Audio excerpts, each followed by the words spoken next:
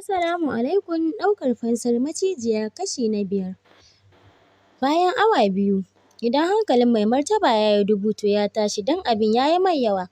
Ga shi ba isasshen lafiya ba ne da shi, mata a asibiti, ɗa yana tsakanin rai da mutuwa, kansa ya dafe, kan da yake sara masa kamar zai rabe gida biyu. Sannu Abi, Sultan ya faɗa yana miƙa masa maganinsa, karɓa ya sa maganin a bakinsa kafin ya kai kofin ruwan a bakinsa. Kofin ya miƙa a Sultan a hankali ya kwantar da bayansa a kan kujerar da yake kai. Abi ya kamata ka kwanta ka huta, kar damuwa ya yi yawa. Ummi na kwance, yayana cikin hatsari, sannan kai ma kana ƙoƙarin ɗaga naka hankalin fiye da nasu. Haba Abi, ka sani dukanku ba ma so mu rasa ɗaya daga cikinku, addu'a kawai za mu yi shi ne kawai. Kallonsa Mai Martaba ya yi yana jinjina masa kai don ya san ba lallai ba ne ya iya bacci. Abin da ya fi soyuwa a zuciyarsa sanyin idanunsa duk da yana jin haushin abin da ya yi mai ba zai juri ganinsa yana cikin damuwa ba. Kuma hankalinsa ya kwanta. Je ka zan kwanta ɗin.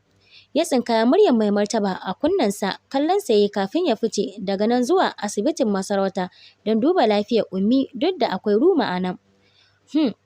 Ƙawata kin san ɗan zaki baya wasa a aikinsa. Na san sai ya kashe wannan yaron mai taurin kan tsiya kamar mutanen farko. Ajiyar zuciya Sarauniya Zulfa ta yi da jin maganar ƙawarta. Shi kenan, kin san ban da burin da ya wuce a kashe min shi gaba ɗaya na huta don in na kalle sa wani ƙololin baƙin ciki ke tokare min maƙoshi wallahi. Murmushi Hajiya Karima ta yi, kawai zan kira ki anjima. Tana gama faɗa ta kashe wayarta ta sauke ajiyar zuciya don burinta kawai a kashe shi. A ɓangaren Yazilin kuwa in ban da ƙarar harsashi babu abin da ke tashi a wajen. Bindiga hannunsa ya kalla yana dafe goshinsa jin bulet ɗinsa ya ƙare gashi ba wani a aljihunsa. Ƙarar sauka harbin da aka soma masa ba ji ba gani ya sa shi sunkuyawa amma abin da ya gani ya hana shi ƙarasa sunkuyawar. Wata narkekiyar macijiya ya gani farasal ya kanannaɗe su ya miƙe in ban da ƙarar kararrayewarsu ƙasusuwansu babu abin da kake ji kamar wanda aka dasa haka ya tsaya a wajen har macijin ya iso inda yake. Yana zaro harshensa waje tankar a mafarki haka yake gani jin ƙarar sautin harbi da ya ji ne ya sa shi kallon gaban idonsa ya zaro wajen ganin bulet ɗin a tsaye kamar an jera su. Ɗaukar fansar macijiya kashi na 6. Asibiti. Duk wani makusancin Hairat hankalinsa a tashe yake, musamman Fafi da Ami, kasancewar matsalarta. Fafi Doctor na son ganin mu a ofis. Fafi ya tsinkaya muryar Yaya Farik a kunnensa. Duk da yanayin da ake ciki, bai hana Fafi hararsa ba, don yana matuƙar kula da shi. Jira yake auta ta farka ya ga haza har da wassalamu. Ko kula shi bai ba ya wuce abinsa. Yallaɓai, kun san kwandishan da yarinyar nan take ciki, amma za ku ɗaga mata hankali har ta kai jininta ya saka zuwa 80. Yanzu haka ba don Allah ya sauƙaƙa abin ba, magudan numfashinta bai wuce yadda ake zato ba, da sai dai wani zancen ba wannan ba. Ajiyar zuciya duka suka sauke don jin abin da sauƙi ba kamar yadda suka zata ba. Yanzu ya yanayin jikin nata? Fafi ya tambaya yana duban Dr. Hisham. Alhamdulillah komai normal, sai dai za ta kai gobe kafin ta farka insha Allah. Godiya sosai Fafi ya yi wa Doctor kafin suka baro ofis ɗin. Masarauta. Ummi, ya Abobi ya farka. Ummi da ke jingine a jikin windo tana kallon ɗan nata. A zahiri amma a baɗini hankalinta ba a nan yake ba. Jin maganar Ruma ya sa ta dawo hayyacinta. Da sauri ta ƙaraso wajensa. Ta zauna kusa da shi tana shafa kansa cike da kulawa. A hankali ya so buɗe idanunsa. Bakinsa na ambaton sunayen Allah kyawawa. Ya soke idonsa akan abin ƙaunarsa umminsa. Murmushin ƙarfin hali ya mata. Ganin idonta falƙwalla. Haba jarumar uwa, kuka bai kamaci wannan kyakkyawar fuskan ba. Wanda aka wadata ta da aikatuwan kyakkyawan ayyuka. Dariya sosai ya bata don yadda ya yi maganan kamar wani yaro wanda ake koyawa magana. Hancinsa ta ɗan ja tana sake shafa fuskarsa. Ya kake jin jikin naka Bobo? Alhamdulillah, ya bata ansa a takaice yana miƙewa zaune. Ka kwanta mana jikinka ba ƙwari. Ummi ba na jin komai fa, wanka nake son yi don ban yi sallah ba. Kai kawai ta ɗaga masa tana miƙewa don barin sa ya kintsa. Ka kula da kanka, ta faɗa tana rufe ƙofar ɗakin. A gurguje ya shiga wankan don tayin ya tafi sosai. Har 11 ya yi. Jidda, Kallo ɗaya za ka mata ka san ta yi kuka sosai. Don idonta sun canza kala. Kanta da yake kwance a kan cinyar Goggo Sakina ta ɗaga. Tana duban mominta da ta rakka uban tagumi. Tsaban baƙin ciki da takaici don ko magana ta kasa. Yanzu kenan Safiya ido za mu zuba har ya zilin ya fita hannunmu. Baccin kin san abokan hamayyarmu da yawa. To bara ki ji muddin Jidda bata aure sa ba ranki ne zai salwanta. Don kin ji abin da boka Muƙas ya ce. Maganan Goggo Sakina ya sake ɗaga hankalinta. Ga Jidda da ta tisa su a gaba tana kuka. Ba zan bari haka ta faru ba wallahi. Don akan wata banza ba zan taɓa bari shiri na ya ruguje ba. Kuma dole Jidda ta auri Yazilin. Dama tun wuri na ce ya auren kika ce wai bata gama karatu ba. To ai ga irin ta nan wa gari ya waya. Umma ta faɗa tana duban man Jidda. Da damuwan duniya ya ishe ta. Yanzu dai Umma komai ya wuce mu fuskanci abin da ke gabanmu. Ajiyan zuciya Umma ta sauke kafin ta mai da duban ta gasu. Ku bar min komai a hannuna zan yi abin da ya dace. Kawai suka ɗaga mata banda Jidda da take faman haɗiyan zuciya. Washe gari gaba ɗaya yanayin jiya bai sake sa ba. Abin ya tsaya a ransa sosai. Musamman yadda ya samu kariya daga maciji. Ko me hakan yake nufi oho? Bobo me ke damun ka haka? Tun ɗazu ina magana baka jina. Ummi ta faɗa tana dafa kafaɗarsa. A ɗan razana ya jiyo zuba wa Ummi cat ears ɗinsa da suka kaɗe suka yi wani kala. Ita kanta Ummi dauriya ta yi, amma ta tsorata da idonsa. Lafiya Ummi, ya faɗa yana sauke idonsa ƙasa don kar ta fahimci yanayinsa. Amma ina tuni ta harbo jirginsa. Kai kawai ta girgiza don ko ta takura ba zai faɗa ba, gwara ta bar sa. Mu je ka yi breakfast.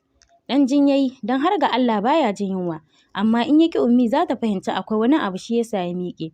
Kaɗan ya ci abincin ya ce ya ƙoshi. Ita dai Ummi ido ta zuba masa don ganin gudun ruwansa. Sai ina kuma, kai da baka da lafiya. Sun koyar da kansa ƙasa yana ɗan so ƙeyarsa don bai san ina za shi ba. Kawai zai fita ne. Ba da kai nake ba Yazilin. CZS ɗinsa ya ɗago yana kallon Ummi ya kasa magana. Ina son magana da kai to. Dawowa ya zauna ba tare da ya ce ufan ba. Magana ne akan abin da ya faru ne. Ban samu mu yi magana a kai ba har wannan ƙaddaran ta faru. Me haɗin ka da yarinyar nan? Sosai maganin ya daki zuciyarsa. Sai dai ya sake kallon Ummi. Ya ɗan motsa bakinsa amma sai ya kasa magana. Kallon da ta sake masa ne yasa ya so magana kamar an ɗaura masa garwashi a harshensa. Kawai aiki ne ya haɗa mu ba wani abu ba. Yadda ta tsura masa ido sai da ya tsargu amma iya gaskiyarsa ya faɗa. Wancan week ɗin mai ya kai ku hotel. A wannan karan sai da ya gaza haƙuri ya kalli Ummi da mamaki a fuskarsa wanda ya kasa ɓoyewa. Kai ta ɗaga masa alamar tana sauraron sa. A wannan lokacin ta kawo min wasu document ne da memory card. Aikin yana buƙatar sirri shi yasa muka haɗu a nan. Shiru ya yi ganin yadda ta tsura masa ido. Duk ya biya tsargu. Amma sai ya fuske kamar ba shi take kallo ba. Shi ne abin da ta iya cewa don ba ta yarda da maganarsa ba kawai ta bar sa ne saboda wasu dalilai amma next time za su haɗu. Je ka, ta faɗa tana miƙewa. Boyayyen ajiyar zuciya ya sauke da handala ga Allah don da ta ƙara magana bai san me zai ce mata ba.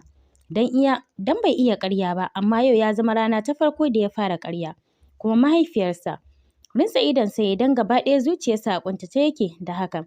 Miƙewa ya koma fat ɗinsa don ya ji fitan ya fita a ransa gaba ɗaya. Sarauniya Nusaiba zaune take akan sofa ƙafanta ɗaya akan ɗaya. Tana girgiza su a hankali. Hannunta ɗauke da kwaf tana shan black tea. Kallo ɗaya za ka mata kasar ranta a ɓace yake. Ummi kenan haka za mu bar Yazilin? Ammi kenan haka za mu bar Yazilin? Tun daga dama mun samu kawai mu yi abin da ya dace. Bilal ya faɗa yana sake kallon mahaifiyarsa don jin me za ta ce. Ajiye kwaf ɗin hannunta ta yi tana kallon ɗan nata kafin ta murmusa. Shirin da na yi baya nufin daga nan wasan ya tsaya a'a yanzu wasan ya soma ƙofa aka buɗe na wasan saboda haka ku zuba ido don in dai ina numfashi Yazilin ba zai hau mulkin nan ba in ba haka ba sunana Nusaiba ɗiyar Aliyu ba ne. Gaskiya Ummi ni na gaji da zuwa wajen malamin nan don aikinsa baya yi sai dai ya ta ɗirka maka rubutu. Haidar ya faɗa yana ajiye goron hannunsa na ruwan rubutun. Gobe zan je Maiduguri wajen sarkin tsafi don samun nasara. Ba buƙatar damuwa ka ji babana? Ta faɗa tana shafa kan Haidar. Gimbiya Safiya a zaune suke a gaban boka Muƙas. Jajayen idon sai ya tsura a Jidda wacce gaba ɗaya ta gama tsurewa wannan shine karonta na farko zuwa nan.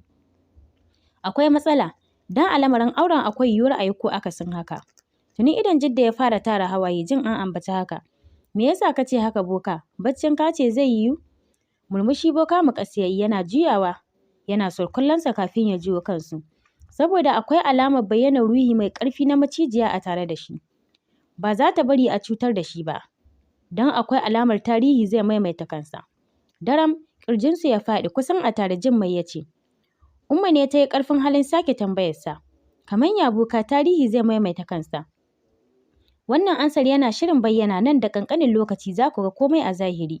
Amma yanzu ban da ansarsa iya abin da na gani kenan don lamarin a ɓoye yake. Haɗiye busasshen yawun da ke bakinta ta yi. Don wannan shi ne ana wata ga wata kenan. Maganar yarinyar nan fa. Gimbiya Safiya ta tambaya. Dole sai an yi auren. Ba wanda ya isa ya hana. Saboda ita yarinyar tana da wani sirri wanda ban gane meye ba ne. Sai na sake bincikawa. A taimaka a bincika mana. Umma ta faɗa tana duban boka Muƙas. Wani madubi ya ɗauko ya soma wasu surutai. Yana rufe idonsa kafin ya ɗebo wani abu a hannunsa kamar white powder ya watsa a kan madubin. Wani irin ƙara ne ya gauraya wajen da ƙaran fashewar madubin. Kafin ya kama da wuta. Ba su Umma kaɗai suka tsorata ba har da bokan kansa. Mu haƙura da sanin wace ce ita in ba haka ba za a rasa rai.